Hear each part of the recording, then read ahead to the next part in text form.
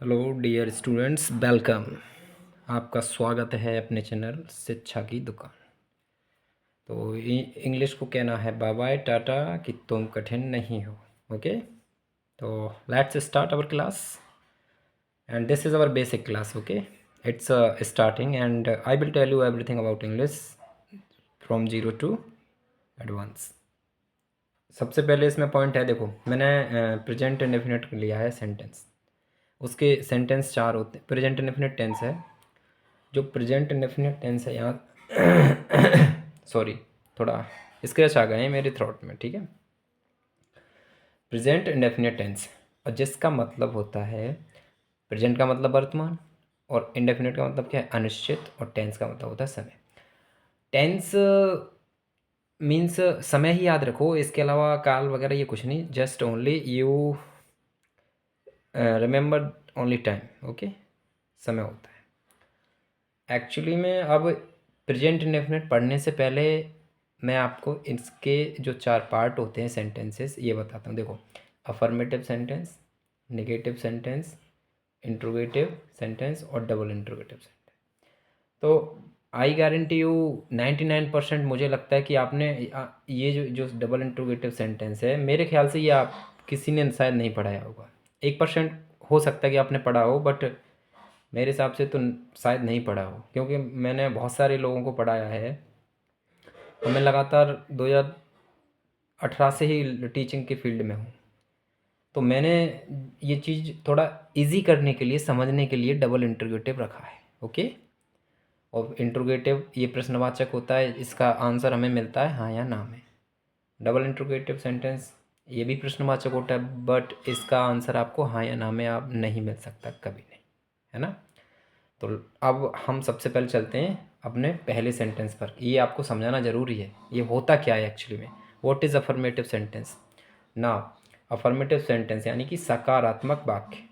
अब ये तो हिंदी तो देखो हर जगह लिखी मिल जाती है, कि बुक्स में और कहीं आप कोई पढ़ाएगा वहाँ पर भी वो बताता है कि सकारात्मक। एक्चुअली में सकारात्मक होता क्या है, तो जैसे अब इसकी हम डेफिनेशन देखो स्टार्ट कर रहे हैं यहाँ से। ऐसे वाक्य जिनसे किसी कार्य का होना या करना का अर्थ मिलता हो तो वह वाक्य अफर्मेटिव सेंटेंस कहलाता है। यानी कि कहने का मतलब ये है कि जिन वाक्यों में किसी कार्य का होना या करना पाया जाता है तो हम उसे अफर्मेटिव सेंटेंस कहते हैं। उदाहरण के लिए देखो, मैं अपना काम करता हूँ। अब इसमें देखो मैं क्या है, सब्जेक्ट हो गया, ठीक। अब मैं सब्जेक्ट है, तो अब मैं तुमसे अगर क्वेश्चन करूं डियर स्टूडेंट्स, तो आप ये बताओ, इसमें काम कौन कर रहा है, मैं। ये इस काम में कहीं कोई रुकावट आ रही है, कोई प्रश्न पूछा जा रहा है, ऐसा बिल्कुल भी नहीं है। यानी कि ये हमारा सकारात्मक वाक्य है। यानी कि इसमें जो मैं सब्जेक्ट है वो अपना काम करता है और वो उसका काम हो रहा है, बिल्कुल काम होता है। मैं सब्जेक्ट के द्वारा काम हो रहा है, मालूम प्रतीत होता है कि हाँ ये हो रहा है। तो सिंपल सी बात है कि ये हमारा अफर्मेटिव सेंटेंस कहलाता है। अब सेंटेंस चाहे कोई सा भी हो, मान लो कि सेंटेंस दूसरा हम आपको बताएं, दूसरा सेंटेंस देखो, इसमें जैसे ये है सेकंड वाला, बे स्कूल जाएंगे। अब एक्चुअली में ये है तो फ्यूचर का है, बट इसमें अगर मैं आपको ये पूछूं कि बताइए सेंटेंस कौन सा है, तो आपका रिप्लाई क्या आएगा कि सर इसमें बे स्कूल जाएंगे। यानी कि बे बहुत सारे लोग होंगे, बे स्कूल जाएंगे, बच्चे होंगे, तो स्कूल जाने का काम करेंगे। सिंपल सी बात है, उनके द्वारा जो स्कूल जाने का काम होगा, जो प्रोसेस होगी, वो कम्प्लीटली वो फॉलो होगी उनके द्वारा। तो सिंपल सी बात है कि वहाँ पर वो काम होगा, और यही हमारा डेफिनेशन ये बोल रही है ऊपर वाली, है ना। तो ऐसे वाक्य जिनसे किसी कार्य का होना या करना का अर्थ मिलता हो तो वह वाक्य अफर्मेटिव सेंटेंस का वह वाक्य अफर्मेटिव सेंटेंस कहलाता है। तो यही चीज़ मैं आपको समझाना चाह रहा था। अब जैसे मान लो कि पास्ट का है हमारा, मैंने मोहन को बुलाया। अब मेरे द्वारा जो मोहन को बुलाने का काम हुआ है वो कम्प्लीटली अच्छे से हो गया, है ना, और कर दिया मैंने मोहन को बुलाने का काम कर दिया, तो दैट्स कॉल्ड, हम क्या कहेंगे उसको, अफर्मेटिव है ये। यही हमारे अफर्मेटिव की पहचान है। अब वो किसी भी टेंस का वाक्य हो सकता है, चाहे आप इंडेफिनिट का हो, चाहे पास्ट का हो, चाहे फ्यूचर इंडेफिनिट का हो, इन तीनों में से किसी भी टेंस का हो सकता है। बट आपको ये समझना है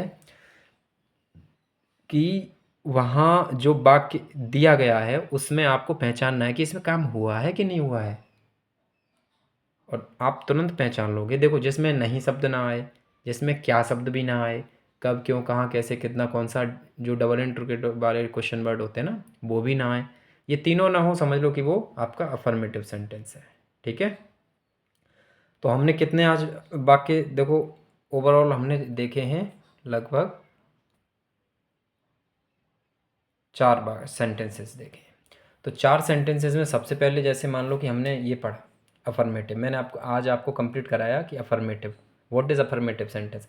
अगर कोई आपसे पूछता कि अफर्मेटिव सेंटेंस क्या होता है, तो आपका बड़ा आसान सिंपली एक जवाब होना चाहिए कि जहाँ कि कुछ है, कोई सा भी वाक्य हो, यहाँ पर अगर काम हो रहा है, काम होगा, काम हुआ, काम करता है, अगर सब्जेक्ट के द्वारा कोई काम किया गया है और वो कंप्लीटली हो गया है, जिसमें रुकावट ना आई हो, जिसमें प्रश्न पूछा गया हो, तो समझ लेना कि वो अफर्मेटिव है। ऐसे वाक्य जिनसे किसी कार्य का होना या करना पाया जाता है उसको हम अफर्मेटिव सेंटेंस कहते हैं। That simple, easy. It is very easy process to explain affirmative sentence. But dear students, you think English is very hard. I trust you.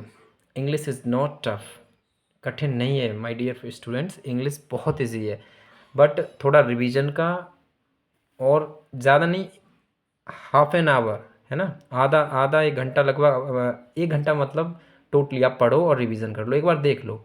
और मैं आपको श्योरिटी दिलाता हूँ कि मैं जैसे आपको पढ़ाऊँगा तो जितने भी सेंटेंसेस मैं, जैसे मैंने मान लो कि एक कंप्लीट कर दिया प्रेजेंट इंडेफिनिट का, ओके, तो जब मैं तो आपको प्रेजेंट कंटिन्यूअस पर ले जाऊंगा तो आपको होमवर्क दिया करूंगा कि जो भी मैंने आपको पीछे पढ़ाया है उसका होमवर्क ज़रूर शामिल रखूँगा, जैसा कि फिर आपको लगे कि हाँ हम प्रैक्टिस करें तो हमारा अच्छे से अभ्यास हो जाए।